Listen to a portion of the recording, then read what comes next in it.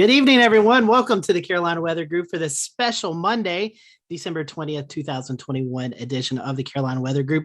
Tonight, we're going to be talking about the tornadoes that have affected much of the South and Midwest parts of the area over the last few weeks. And specifically tonight, we're going to be talking about Kentucky and Arkansas, Tennessee, Missouri, that area that's been hit so hard by tornadoes. This event happened December 10th through 11th. And I'll go ahead and say that we're going to give you some numbers here, but these are all tentative. There's still National Weather Service offices are still out in the field conducting damage surveys. So not all of these are confirmed numbers yet. We could see some changes. In fact, we've seen changes today already. But during this event, 68 confirmed tornadoes so far occurred in a 9-state area. And of those, 2 of them were EF4 tornadoes, the 2 long track tornadoes that traveled through Arkansas, parts of Tennessee, and then into Kentucky. So we're going to be talking about that tonight. We have a bunch of guests on with us that have connections and ties to Kentucky, but also have been in the field there with disaster recovery and storm chasing. So a lot of unique perspectives tonight. But a little bit about this: 68 confirmed tornadoes, 2 EF4 tornadoes, 6 EF3, 15 EF2, 28 EF1s, and 15 EF0 tornadoes, and actually 1 EF unknown. This occurred in Arkansas, where storm chasers were able to capture a tornado on video, but occurred over open farmland, so no real damage to survey. So that's the EF0. Single deadliest December tornado outbreak known in the United States, with 93 deaths, according to ABC News as of this evening. 75 of those deaths coming in Kentucky. 2 major tornadoes, the EF4 that you've all seen by now on TV and on social media, that affected Dawson Springs, Mayfield, portions in that area, Kentucky, and EF4 with maximum winds of 190 miles per hour on the ground for 166 miles for a little over 3 hours. So just a deadly, devastating situation in Kentucky with that tornado. And also an EF4 tornado occurred in portions of Arkansas and Tennessee on the ground for 90 minutes for over 81 miles. And then another substantial tornado in the Bowling Green, Kentucky area, kind of a metropolitan area. EF3 was 16. So a lot of these tornadoes hitting populated areas in Kentucky at night, which made them extremely dangerous. In fact, Amazon, one of the areas hit by that, they had a facility hit in Illinois, a candle factory in Kentucky, and also a nursing home in Arkansas, all with some damage from these tornadoes. So just a very unfortunate situation unfolded on December 10th and 11th. And so we wanted to do this show, kind of let everybody catch their breath. That's why we didn't do this last week. We wanted to kind of let everyone, just take a deep breath and kind of resonate over what happened. So tonight we're happy to have with us Andrew Dockery, who is a morning meteorologist at WMBF in Myrtle Beach, South Carolina. Andrew, friend of the show, we appreciate you joining us tonight. We'll start with you. You graduated at Western Kentucky University, have friends and family there. I know not in your immediate market now, but just kind of give us some thoughts about what we saw happen on December 10th and 11th.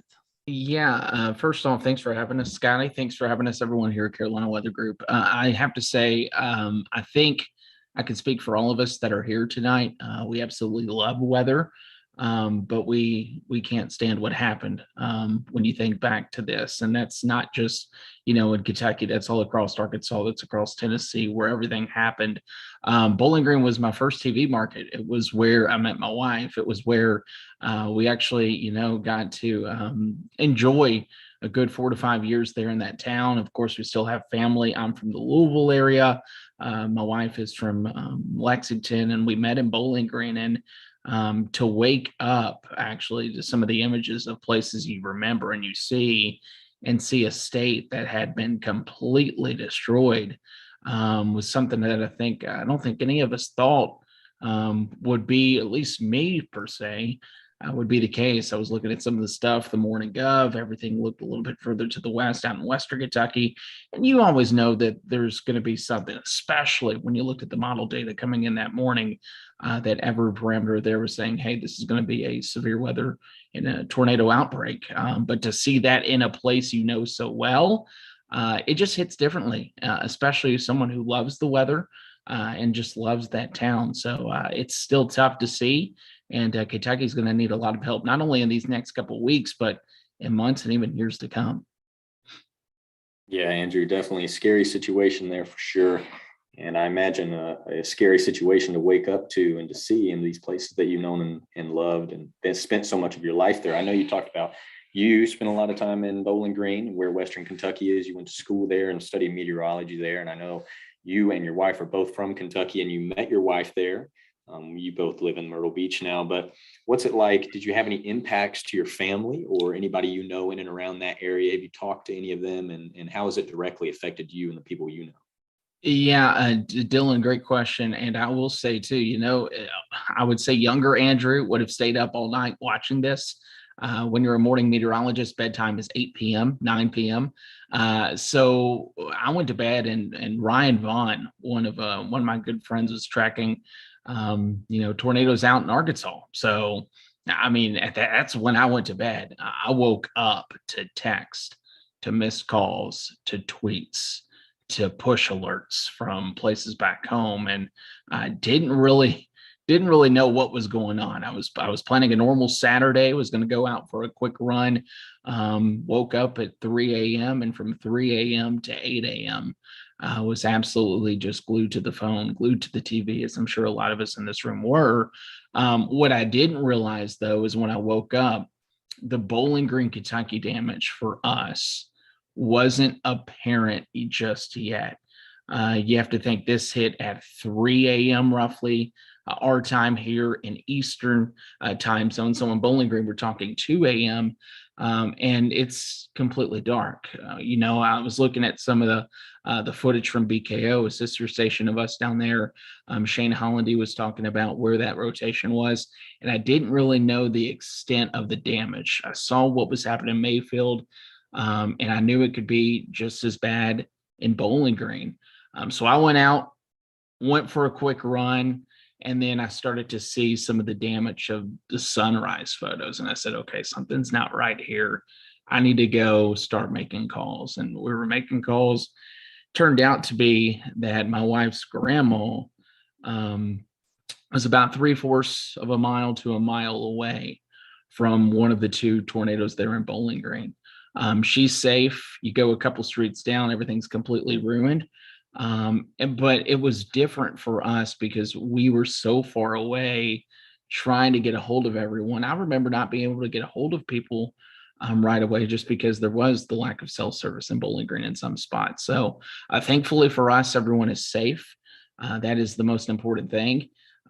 Emily's grandma is actually with her family in Lexington right now, as power is still being restored in a lot of those areas.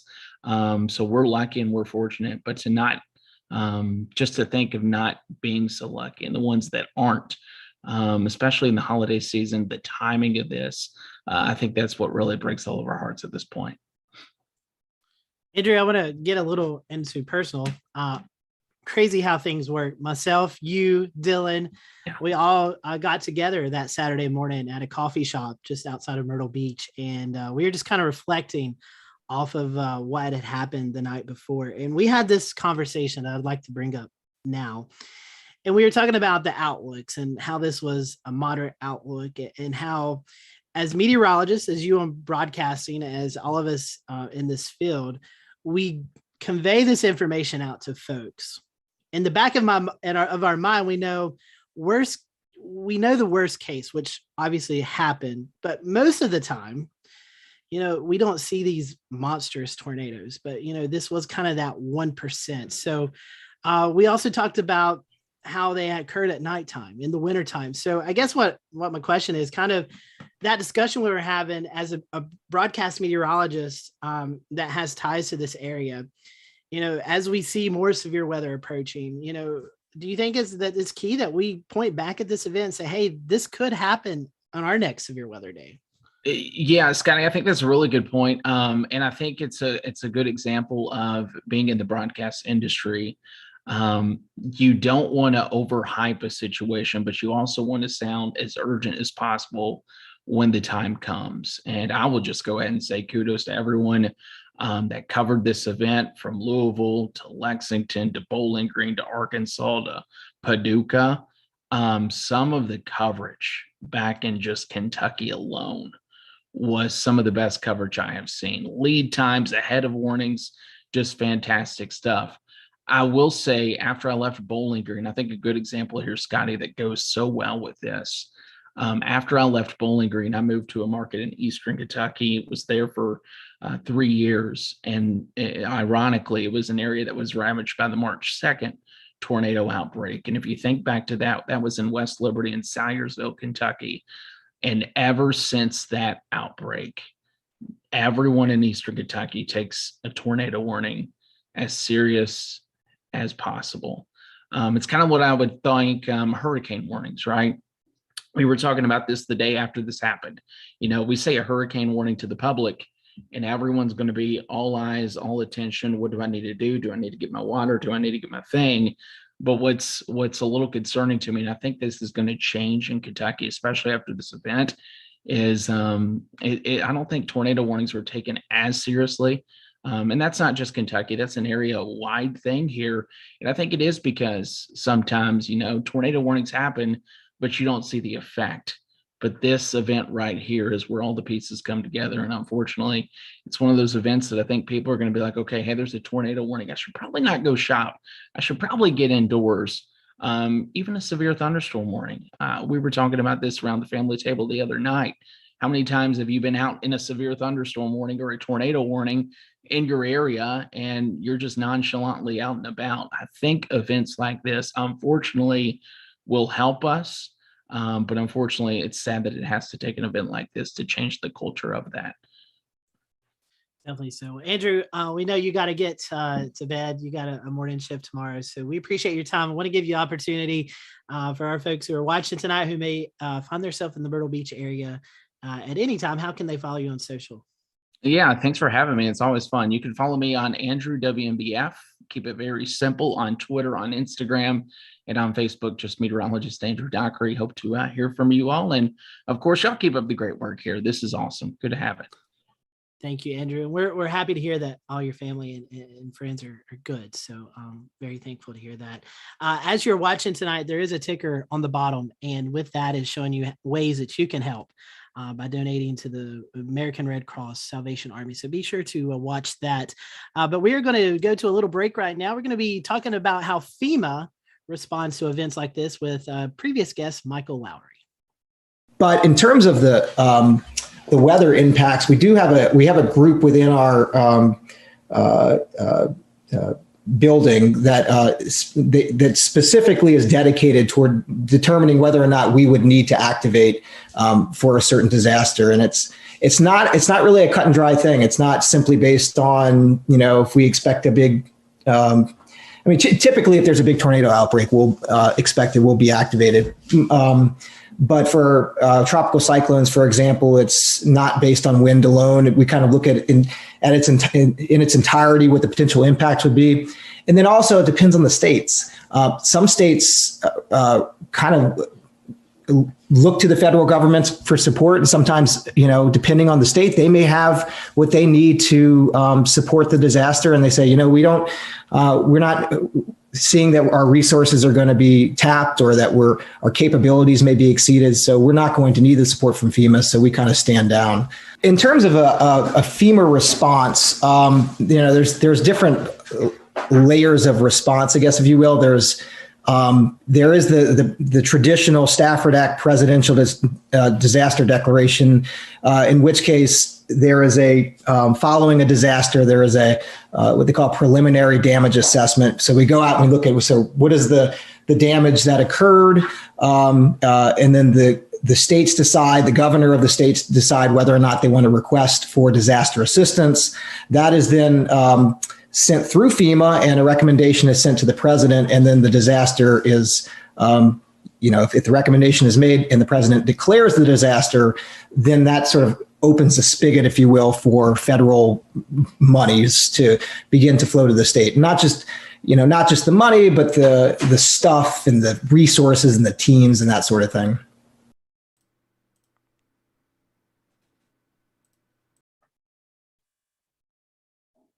All right. After that short break, we're back here at the Carolina Weather Group, continuing our special live discussion on the December 10th and 11th tornado outbreaks in the South and parts of the Midwest.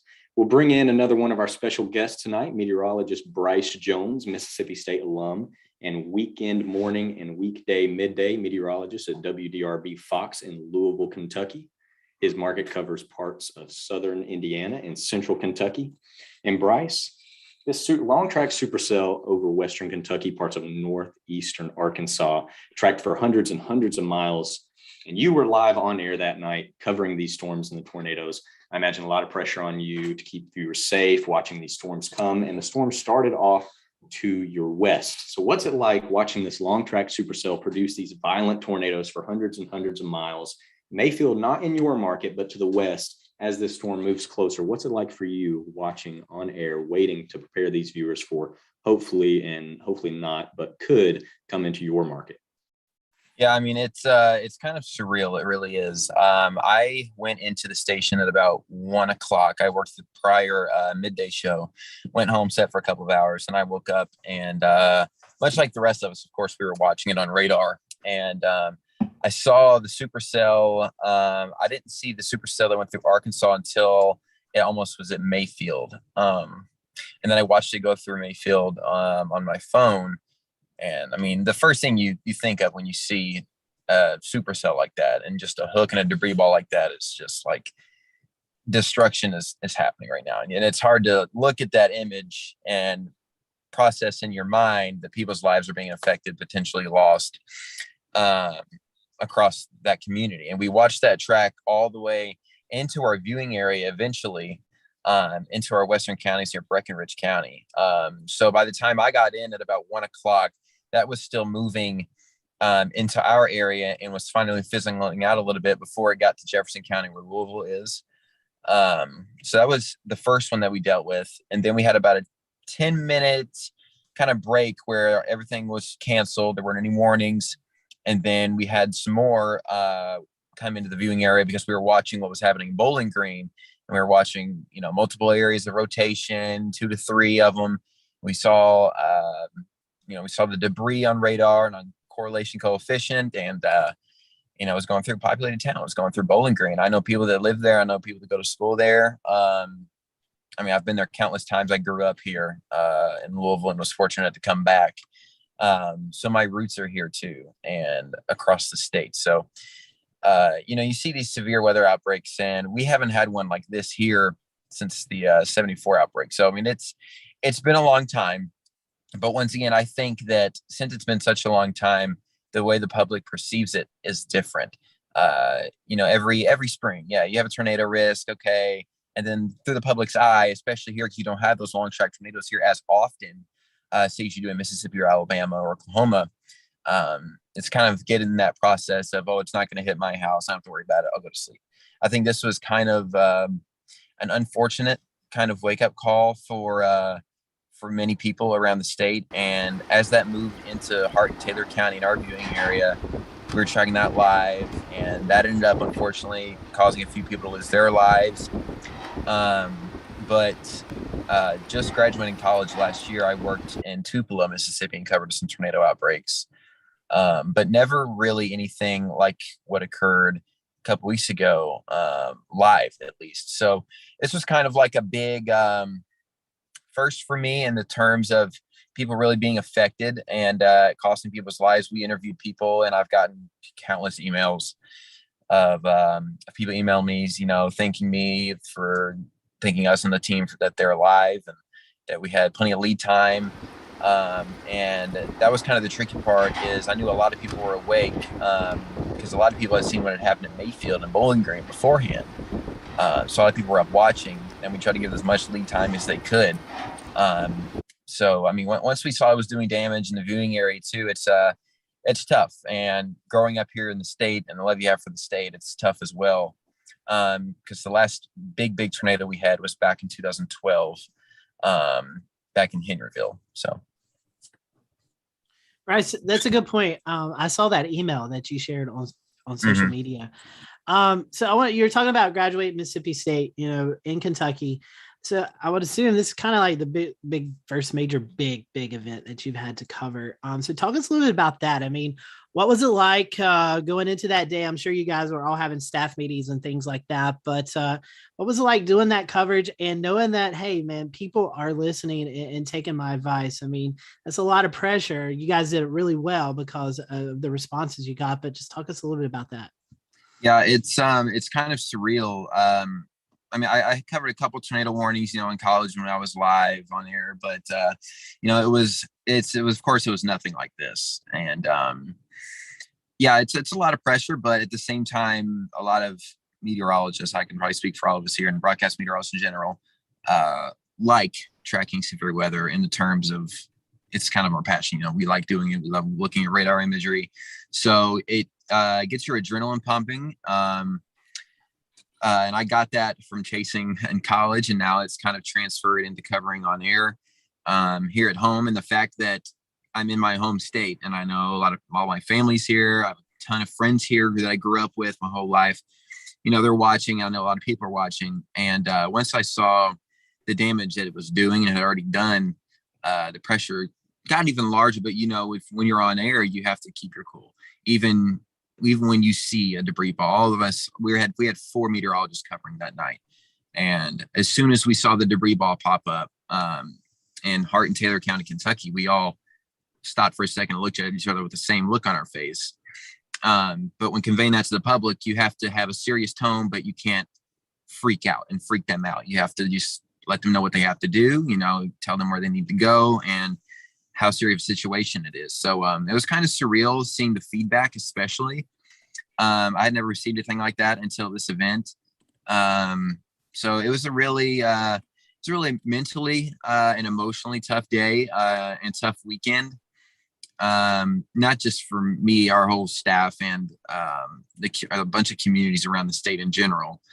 But yeah, it was a lot of pressure, but I mean, it's what we live for. We like doing this, and I like doing that and knowing that it was a real kind of get up to me that we got a bunch of emails saying that we save these people's lives, because that's a big reason why we do it too, and that their appreciation to you is a really big deal. So appreciate it, Bryce. We here on this panel, we definitely appreciate what you do for others and the coverage that you provided that night. We know you saved lives and did a good job to help warn people and prevent further damage and destruction and death in the path of these dangerous tornadoes that night.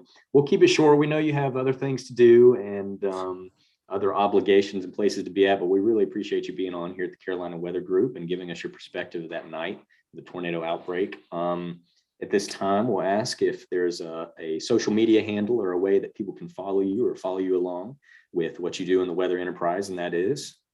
Yeah, absolutely. Thank you guys for having me, by the way. You guys are awesome. I've watched your previous shows before. You can follow me on Twitter. It's just at Bryce Jones WX, and then it's the same thing for Facebook. So yeah, that's where you can find me. Awesome, man. Appreciate it. Thanks for coming on. We'll let you go. Thank you guys for having me. Have a good one. Thank you.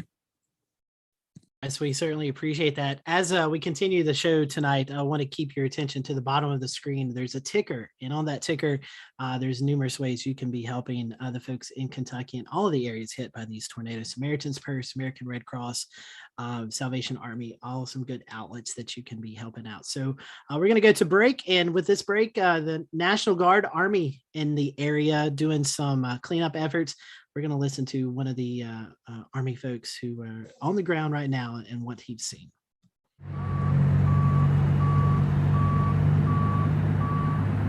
My primary mission as of right now is we came in with 6 dump trucks and 1 iHemi, and basically we're helping assist with clearing the roads. It's important as far as being able to get transportation through between search and rescue, being able to get them in and help with whatever needs to be, as well as getting supplies in and to the rest of the community. I feel like we're really helping out here. It's a job that might not seem so important, people passing by or whatever, but it has to be done. Somebody has to do it. It's one of those jobs that like I said, it doesn't seem as important when you're doing it, but it really makes a big impact in the long run. I would just like everybody to keep this community and all the communities impacted by these it's devastating. Lots of people lost their homes. They lost everything this close to Christmas. Possessions can be replaced, but people can't. And I just would like everybody to keep everybody in their prayers.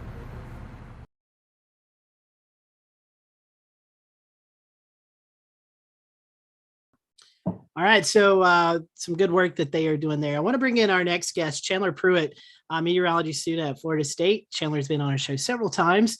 And honestly, Chandler was the inspiration behind this story. He sent me a text message a couple of days after the event. He's like, hey, you're going to do something about this. And we're like, well, we're thinking about it. And so Chandler kind of really pushed us into the next level here. And Chandler, you have a unique story with this tornado as, Mayfield kind of epicenter for a lot of the tragedy and a lot of the damage done by this tornado. And you actually have some family there. So tell us a little bit about the experience over the last week or so with your family being there.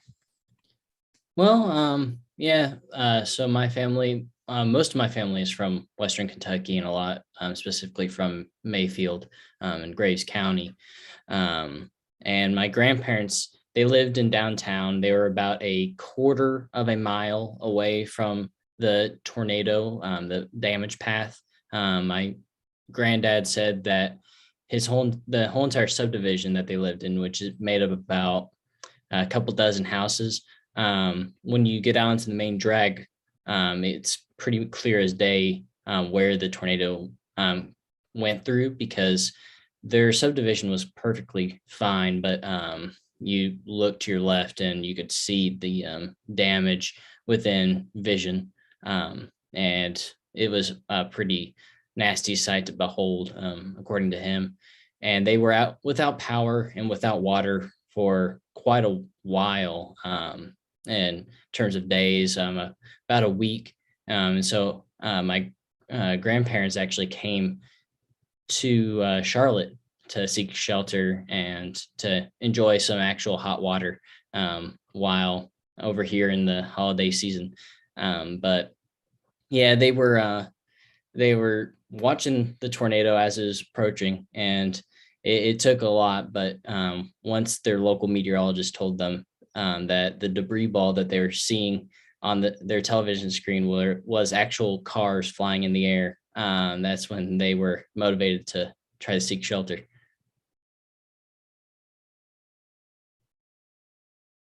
So Chandler, one thing, it's kind of been a common thread so far in this show.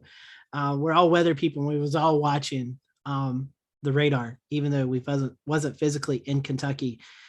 As a meteorology student, I'm sure you were probably preparing your grandparents or letting them know, hey, it's dangerous setup. You talked about local meteorologists informing them. So if you don't mind, kind of tell us, maybe, was you communicating with them during this whole event, or what was their story like being at ground zero and knowing that this monster tornado was bearing down on the town?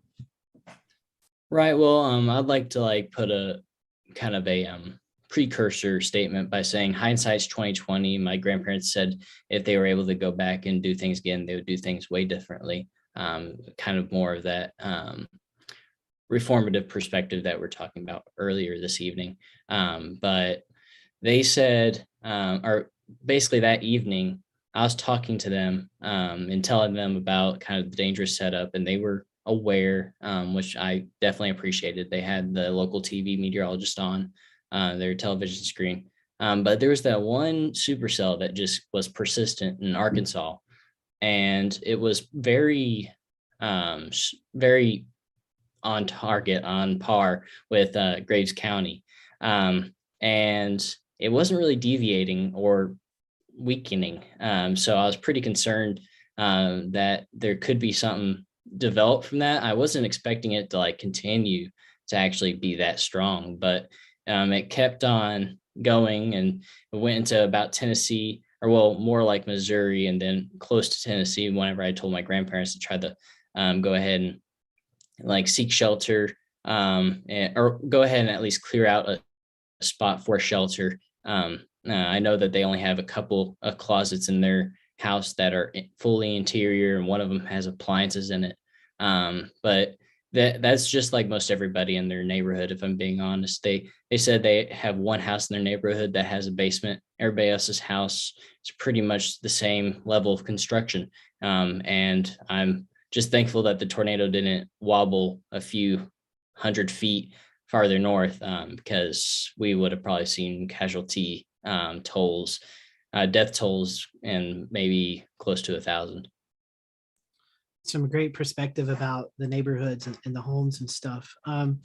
So they're in Charlotte now, you say. You said kind of they were looking back, they would do things different. You can't speak for your grandparents, but I'll ask you this question. Do you think, next time there's a tornado threat that they'll be like, all right, we've got to take this, we got to take it serious because of what's happened? That's exactly what they told me. They said that they have a plan now for more dangerous situations. They have a few family members that they can go to that have a more proper storm shelter in their homes, fully interior rooms that are a little bit easier to seek shelter in. So that's definitely one of their plans. I think they also might consider trying to get a storm shelter built into their house or into their backyard. So they're definitely now taking the precautions to try to minimize any more threats.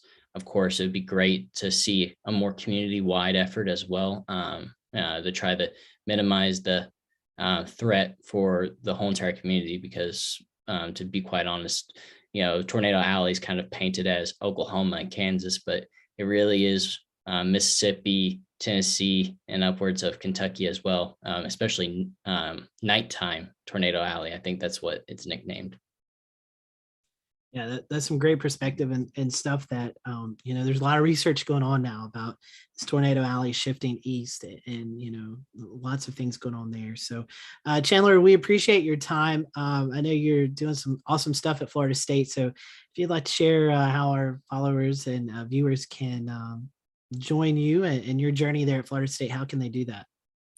Right. And so I'm mostly just on Twitter. So Twitter, I have that handle at ChanChanWXman. So just give me a follow there.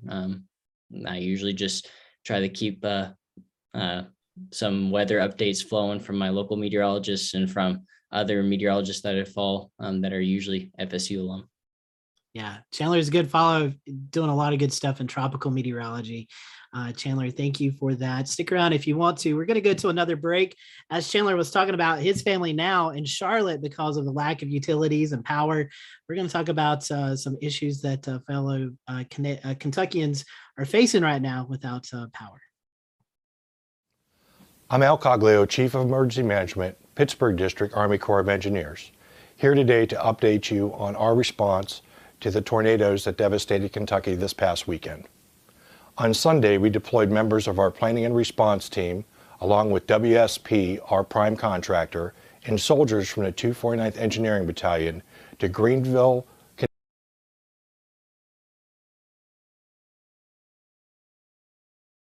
temporary emergency support to the people of Kentucky. We are currently on the ground conducting assessments of critical facilities, providing temporary emergency power generation, and we are prepared to support any operational needs that are identified by the state as directed by FEMA to support these operations. We'll provide further updates as they become available. Thank you. Welcome back to this special edition of the Carolina Weather Group. I'm James Brierton. Thanks to all our guests so far and to our panelists, Scotty Powell, Dylan Hudler, and Jared Smith, who have been riding along with you. I'm James Brierton here in Charlotte. Our next guest, you've seen him before here on the Carolina Weather Group, based out of Columbia, South Carolina. Chris Jackson is a storm chaser, but he's also a trained first responder. He's been sharing some of the videos that you've been seeing tonight, and he has sent along some additional video that we'll show you now for the first time as well. Chris, welcome back to the program, and the first thing I want to ask you is what is it like as a trained first responder being out there capturing weather, but also being first on the scene to this heartbreaking destruction? Hey, James, and thanks for having me, guys. Yeah, about being a first responder. You train, you go through classes. 15 years as a firefighter, and you learn to be really level-headed in the midst of big-time emergencies because people are relying on you to get them help, safety, medical care, the aid they need in that dire situation. So the other night was really, really pressing for me because it's such a widespread area of catastrophic destruction that we happened into by chance. And there's a few people walking down the side of the road that were screaming and pointing toward this place that they calling the candle factory. And at the time we had no idea what the candle factory was. We didn't know if we were looking for a block building or some huge Amazon sized warehouse. Well, it turns out it was about in between, about the size of an average Walmart, maybe a little bit bigger, 120,000 square foot building, and trying to keep everybody cool, calm, and collective, especially before all the resources could get there to start a large scale, rescue mission it was kind of tough there for a little while.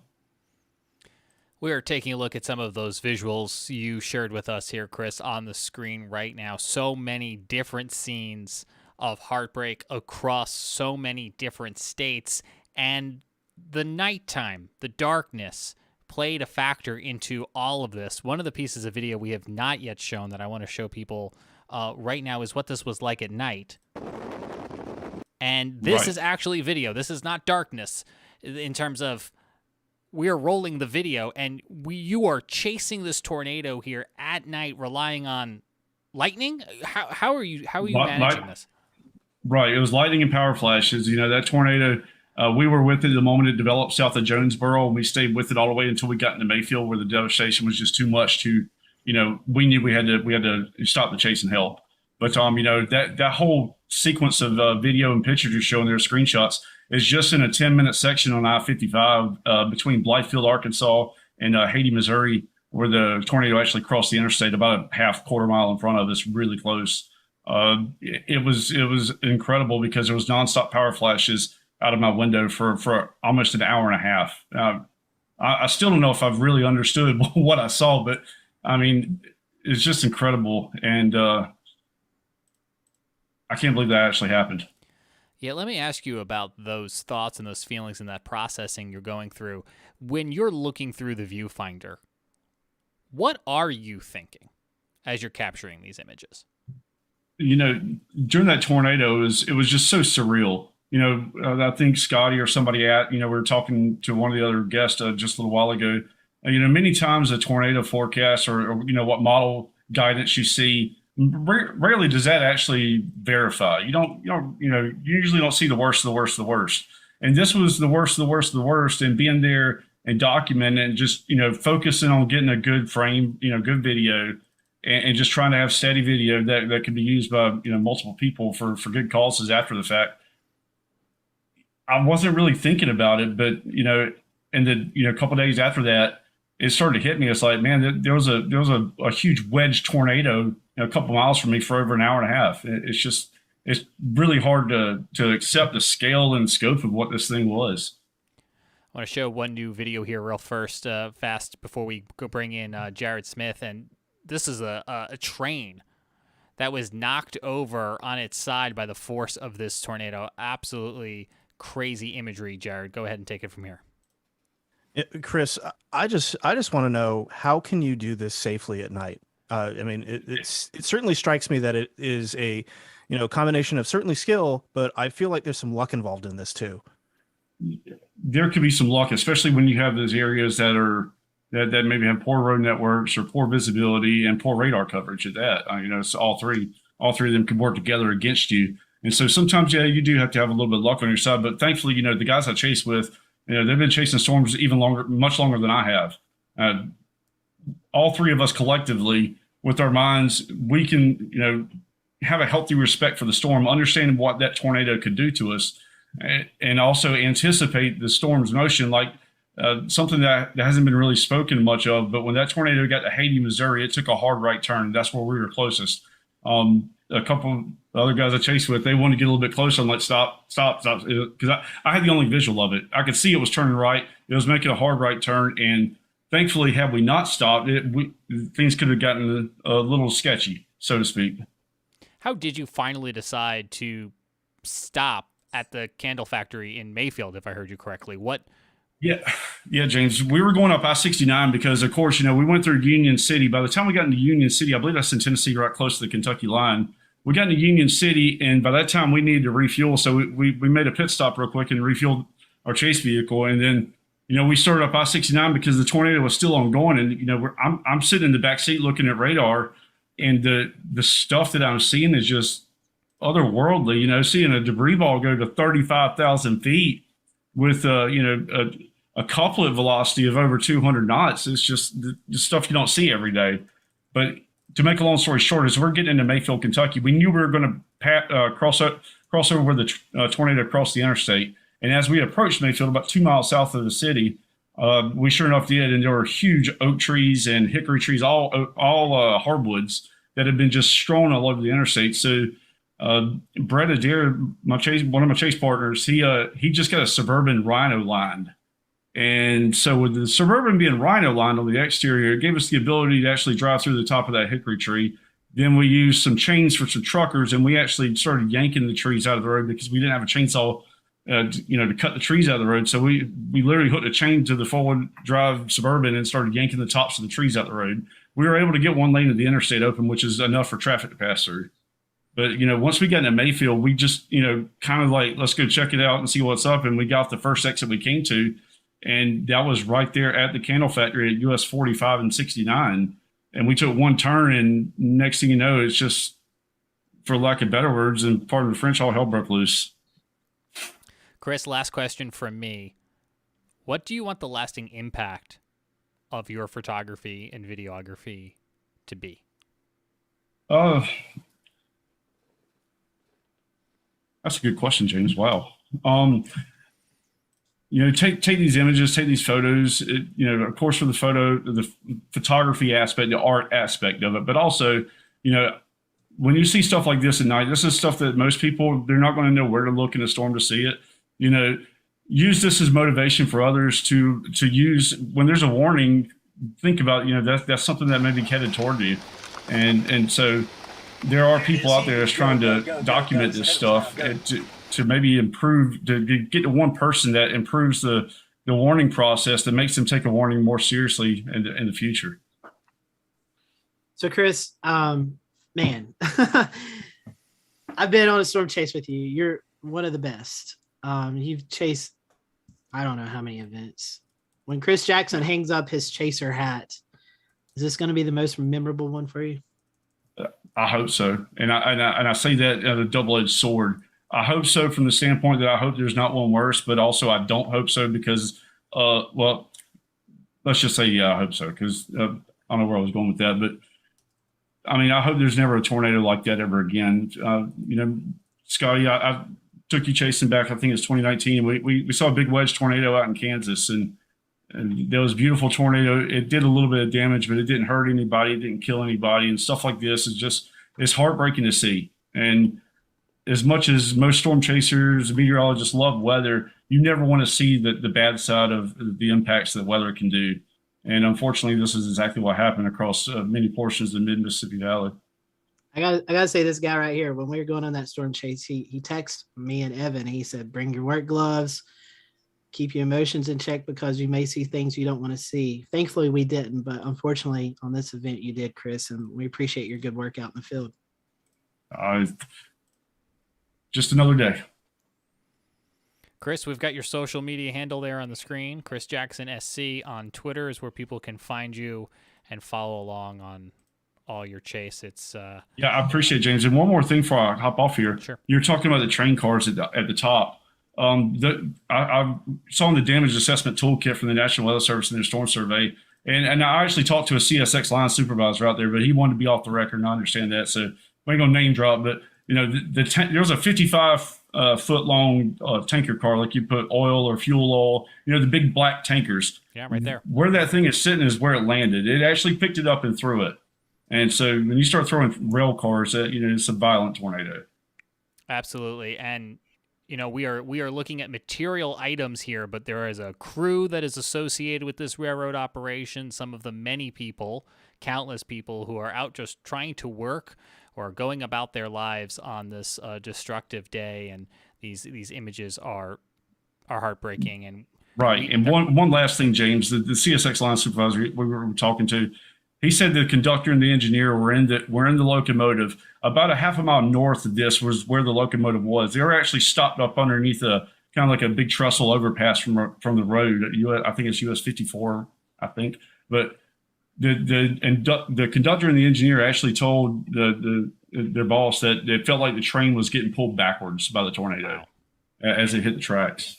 And you're right; these things are not light by any means. We are glad that they are able to tell their story, and we appreciate you coming on, Chris, to tell your story with us here tonight. Coming up next here on the special edition of the Carolina Weather Group, we are going to check in with our friends at the Sirens Project. You've seen them before, Georgia-based storm responders. You'll hear from them coming up after this. Reminder that you can help the people impacted by this tornado outbreak. Information is scrolling at the bottom of your screen, or if you're listening to our audio podcast, you can find links to donate to Samaritan's Purse, a North Carolina-based organization, and others in the description of tonight's show. Another way to help is by finding local drives to donate to, and that's exactly what was happening in Catawba County. This story courtesy of our friend Brendan Goldner at WCNC Charlotte. Triple Community Volunteer Fire Department is busier than usual. You're wonderful. We appreciate it. As the homeowners who these firefighters serve volunteer their money to buy supplies for Kentucky families who need help following those devastating tornadoes. This $100 box of toiletries is Connie Anderson's Christmas gift. I've been blessed this year. My family decided that we weren't going to give Christmas presents to each other and that we would all do something for somebody else. This is my doing something for somebody else.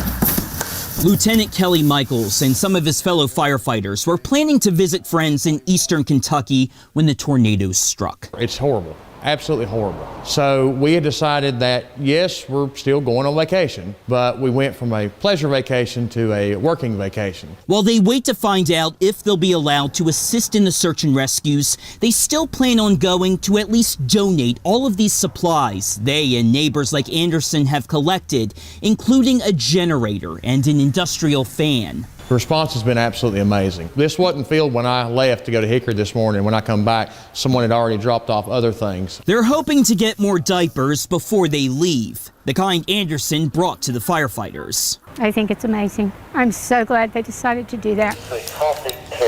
But before they head out of town, they still have emergency calls to go to in town. In Morganton, Brandon Goldner, WCNC Charlotte.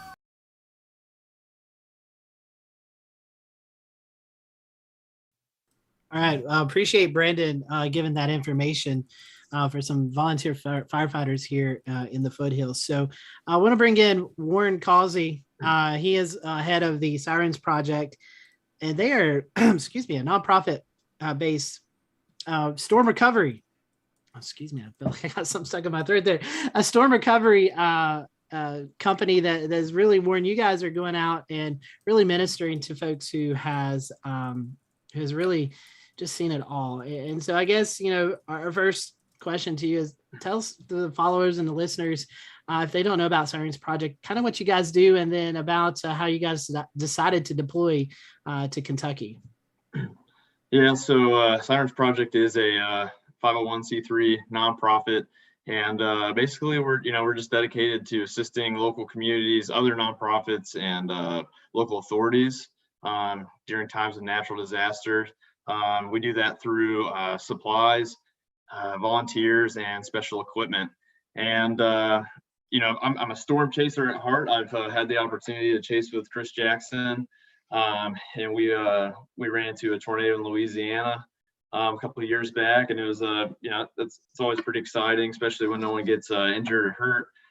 But yeah, I'm a storm chaser at heart, and basically keep track of the weather and ongoing systems, very much like this one, in hopes that we don't have to deploy, but we always want to maintain a poised position in case we have to.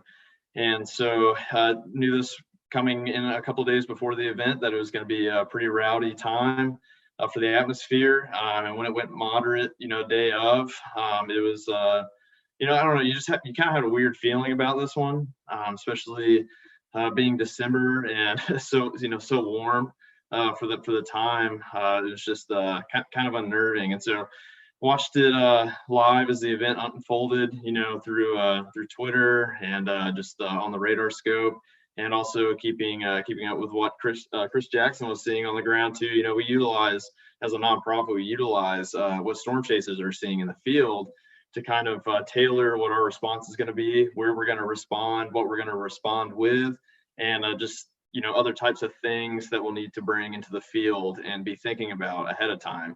And so the night that it happened, I mean, just after seeing multiple communities just get absolutely hammered by this long track tornado, it was a no-brainer that we were going to be out there, in the next couple of days. And so we partner with a lot of other organizations such as Inspiritus and Reach Out Worldwide, and I kind of keep them up to date on what we're thinking about and kind of the situation as it unfolds. And so it was a pretty unanimous decision, that we were all going to be going out there. And so we just got our team together, started working on supplies, as well as getting our Sawyer team coordinated, as well as some heavy equipment operators to start heading towards Kentucky. So when did you guys, I guess, kind of give us a timeline? This all happened Friday. I'm assuming Saturday you kind of trying to get things together. Did you guys head out the first of the week, or how's that?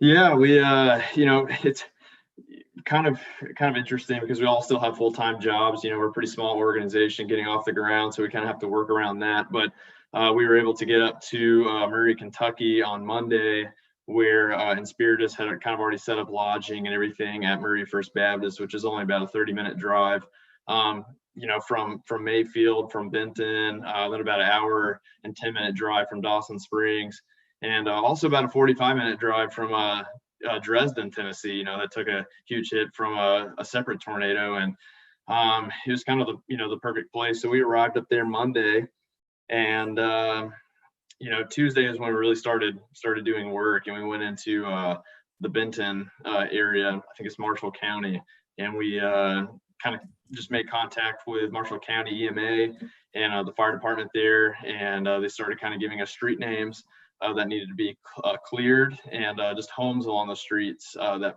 possibly needed assistance. And so that's where we got to work first. I think it was a Bondurant Road, and then Oak Shadow Lane and Carousel Lane just west of Benton near I-69. And that's where we started doing a lot of our operations. And there we cleared 4 houses in that neighborhood from hazardous debris and trees. We did a lot of technical tree felling to kind of mitigate any hazards from those trees, so homeowners could return to their home and kind of operate safely. And we even helped remove a tree that was on a house, and we had sawyers inside the house helping cut the tree free, and had our heavy equipment assisting there. And from there we went to Dresden, Tennessee, because we were having a little hard time getting plugged in Dawson Springs, which is where we wanted to go next. So we spent 2 days in Dresden, just doing the same thing, mitigating hazards, clearing roads, that sort of thing. And that's when our supply train really started getting some momentum. Our local news picked us up, and we started getting supply donations like crazy at our church, and we ended up having to utilize an 18-wheeler to go deliver those supplies to a small distribution facility in Dresden. But then after that, the next day we were able to get into Dawson Springs, cleared about 5 homes on that road. There was 5 fatalities actually on that road that we were working, and 1 still missing. And unfortunately, actually while we were working, probably about 300 yards from our location or so, the fire department there actually recovered the last missing person from that area. And it was pretty sobering for sure, working in this neighborhood and just connecting with the homeowners and being there for them, while their community is very much still in a kind of search and rescue kind of mode. So it was pretty wild. Man, gosh, can't imagine being on the same area and then recovering a body. Chris kind of hit on this, talking about his chase. He was there as the event was going on. So he saw the emotions pour out of people who were affected. you there a couple of days later, I guess people kind of are out of the shock phase and kind of now just come to realization of what has really happened. Any stories or anything like that people told you that kind of just resonate with you? Yeah, I think coming in, a couple of days later, the stories really start to develop as far as people who survived. On Bondurant Road, we encountered a homeowner named Carl who only had the only site-built home in the entire community. There's about 5 other manufactured homes in this valley, and about 10 minutes before the tornado hit, all 18 people in that small community got in the basement of that site-built home, and it was that was the decision that absolutely saved their life. I mean, you can just see the incredible devastation. Not a single home except for that one house survived that tornado. And had they not made that decision 10 minutes prior to when the tornado got to their location, it would have been a very different outcome. And so that was a pretty incredible story to hear and to witness. And on Oak Shadow Lane, it's insane. I actually got a picture of this. There was a little cubbyhole stairwell area on this home, site-built home, really well constructed home.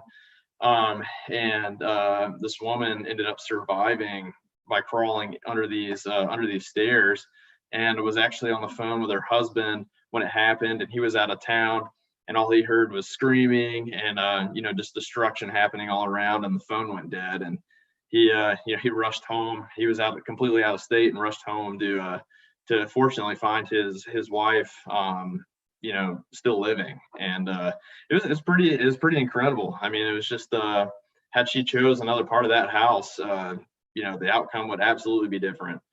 So it's just little details like that kind of remind you why we're helping in the recovery process, and just makes you super thankful for what you have currently. So it's always a great reminder. My goodness, that's remarkable. Warren, when we came on the show with us a few years ago, y'all were flying drones into storms, and now you've transitioned to more of a recovery operation. Tell us a little bit about that transition. Yeah, I think everybody kind of, whoever's been following us for a couple of years, knew that we were developing drones to fly in and around severe weather. This is a fixed wing aircraft in order to gather, data like relative humidity, barometric pressure, temperature, that sort of thing, wind speed and direction.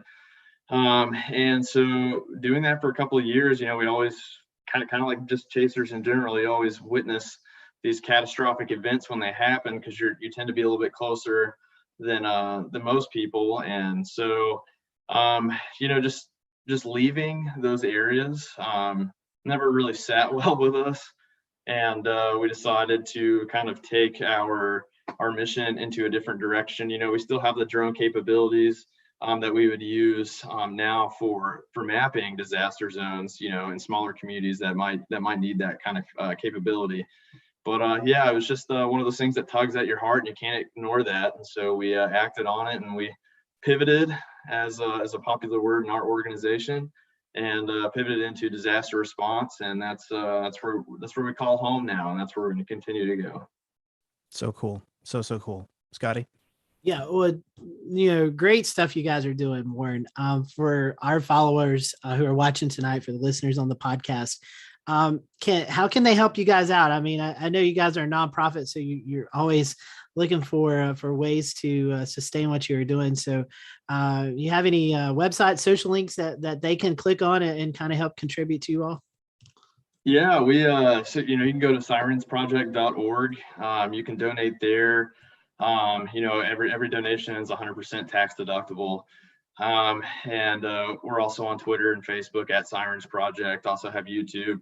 But this is something we're doing on the side right now, but we're really hoping and kind of gearing into as we go into 2022 to make this really a full-time thing for the organization, so we can continue to impact more communities. We have a lot of specialized volunteers, so like Chris Jackson's a first responder. We have a lot of first responders, firefighters, veterans, a lot of people that bring a lot of specialized skills to the table, and they're just looking to serve. And so we like to plug those types of people, into these communities. And we really just appreciate everyone who volunteers. And so if anybody's interested in volunteering, that might have a special skill set or anything like that, they can share their information with us on our website as well. Well, Warren, thank you for all you guys are doing. We appreciate you being with us. I know it's been a crazy time for you. Appreciate what you're doing up in Kentucky, and keep us informed with what's all going on with you all. Absolutely. I really honored to be a part of the show, and thanks for having me. I look forward to being with you guys again. Yeah, we'll definitely have to catch back up for sure. And we want to thank you all for watching us here at the Carolina Weather Group. Thank you. Hope you learned something from this show. In fact, just texting Dylan here off the screen. I learned a lot from this show. I think from listening to all this experience, and I know we're wanting to wrap, but I'd love to open this up to everyone. If you don't mind, James. I've learned that the messaging was great for this storm. It seemed like the message got out there.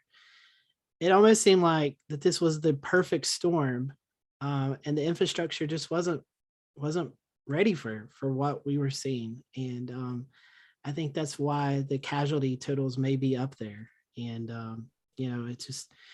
it brings it back home to the Carolinas, because this too can happen where we live here in the Carolinas. And there's a lot of homes that may not have that underground place to go and seek shelter at. So it's important to have that plan. So if this was to ever happen in your area, you need to find that safe place to be. So I don't know if anybody wants to comment on that, but kind of just what I took away from this event. Weather radios. I'll touch on real quick, Scotty. Go ahead, Jared. I'm sorry. Yeah, you're good. Weather radios in every home. Yeah, that's critical. Wireless emergency alerts. Don't disable them. Keep them, nearby. Knowing that place ahead of time, and being, in the case of the lady with the staircase, being, ready to go, and thinking fast sometimes can be a big help. Just knowing the threat, staying weather aware, listening to your local meteorologists, listening to the credible people, because again, you're going to 9 times out of 10, you're going to get hype mongers and fear mongers, and you don't want that either. I think a lot can come away from this. With a storm like this, we're going to have major problems. EF4 damage, what we saw, you're going to have major problems. I think there's going to be a lot of discussions in the ensuing months about building codes. There's going to be many discussions about, what was going on in those factories. Why didn't people get the warnings? I think that is going to be a big discussion as well. Certainly nothing that we have time for on this show, but that's a whole other discussion that needs to take place. And so, yeah, it really brings it home. When we tell you, keep your radios on at night, on those nights when we think that something might be bad. It may not necessarily be this, but it doesn't necessarily have to be this to be super disruptive. I would also probably add to that. Probably one of the biggest messages that kind of came across my vision whenever just interacting with my grandparents and like with other people from Mayfield is a lot of people were weather aware, but they weren't weather prepared. It goes with that infrastructure idea of not having the right housing, because at least with my grandparents, the house that they live in is a very modern, contemporary kind of house. That's basically every single room touches an exterior wall. Every single room has windows and glass. It's the worst house. And whenever I first visited that house, I immediately said this is like the worst house for storm shelter. My parents said the same thing. And I identified a couple of closets that were eligible for like seeking storm shelter, but one of them, the doors wouldn't close, and the other one had appliances in it that you really couldn't remove easily. So it's not exactly like either of those closets were ideal either. And they weren't too terribly great anyway. But it's just there's a lot of houses like that. There's very few houses with basements and very few houses with storm shelters, if really any in Mayfield. And so people, while they might have been aware, they just didn't have a place to go seek shelter, because those Mayfield TV meteorologists really gave a lot of and the NWS Paducah, they gave a lot of warning in advance before the supercell came along. I mean, it was chugging at the same heading for about an hour beforehand, and it was pretty clear what was about to happen. And my grandparents knew, but they didn't know how to prepare. Yeah, and I'll follow up with that. Just like everybody else has said, have multiple ways to get weather alerts. And for the folks at home or maybe watching that don't understand weather alerts, if you get that wireless emergency notification on your phone, like Jared was alluding to, or your weather radio goes off, there's a reason behind that, especially on the wireless GPS-based alerts. The National Weather Service, and they draw that tornado warning in their software, and they issue that warning. They're drawing it for the area the tornado goes to. In years past, it's been by the entire county. That's not the case anymore. If they're drawing that box with you in the path of that box, you should absolutely be seeking, shelter. And like I believe those Chandler just talked about, having a plan in place is the best offense for a defense of this tornado. That's the best advice I could ever give to anybody. Those weather radio notifications and wireless phone alerts for those severe weather alerts, tornado warnings, things like that, don't view them as an annoyance. Don't view them as a loud, annoying sound that you just want to turn off and never hear again. They're going off, and they're making those noises for a reason. They're a sign that action needs to be taken, and that you need to pay attention to the weather and take action that's according to the situation. So those are there to help prevent loss of life and save yours, and you should remember to treat them that way.